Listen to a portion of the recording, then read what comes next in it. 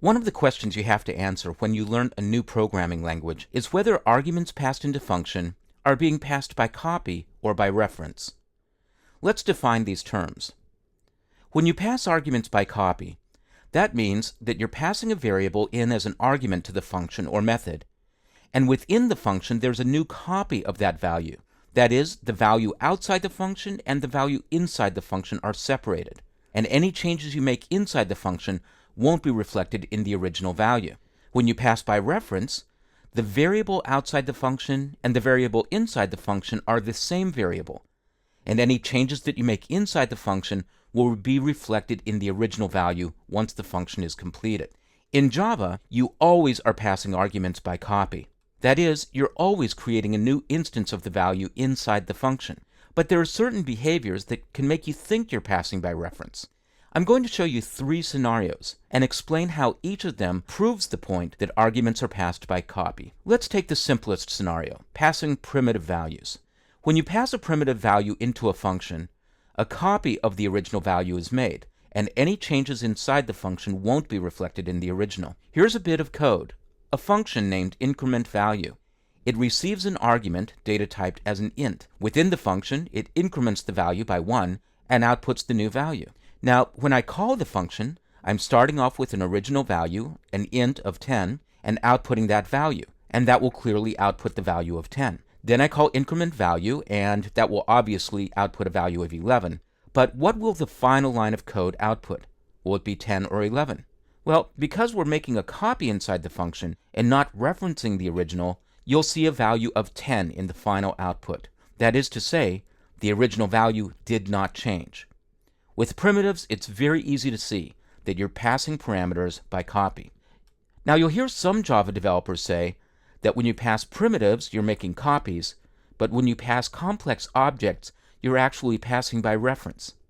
That's not the case. You're still passing by copy, but references to values inside the complex object are parts of both versions of the variable, both the original and the version inside the function. Let's take a look at an example using an array. In this version of the increment_value function, I'm receiving an array of integer values. Within the function, I'm incrementing the first item in the array by 1, and then I'm outputting that value. In the calling code, I'm starting off with an array of 3 values, 10, 20, and 30. Then I'm outputting the value of the first item in the array, once again outputting 10. I'm calling the function, and then outputting the original after. This time the behavior will be different than in the first scenario with a simple primitive.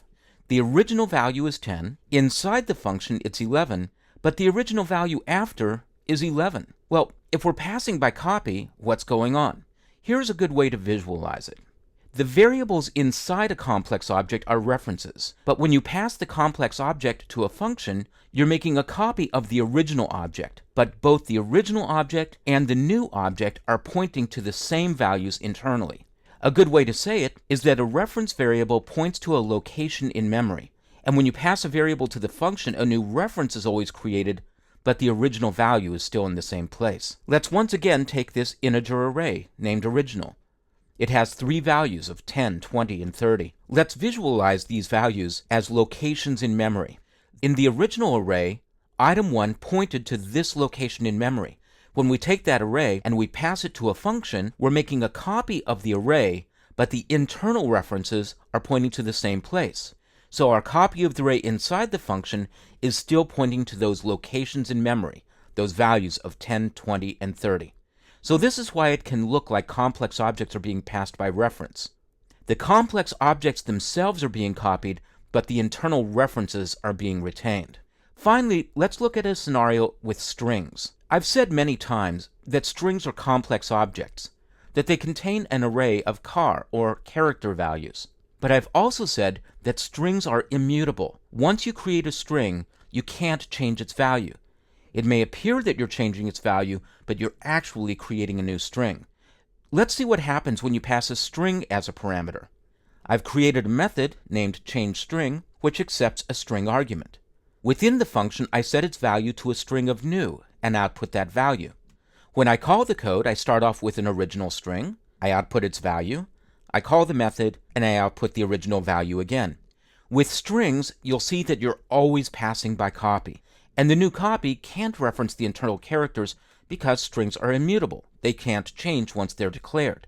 And so you can't reach back and change that original value. The result with a string will look like a primitive. The original will say whatever it did. Inside the function it'll have that value, but the original value will remain untouched. As long as you remember that in Java you're always passing parameters by copy, but with complex objects other than strings, the internal references can be retained, you'll see that the behavior is completely consistent across the entire language.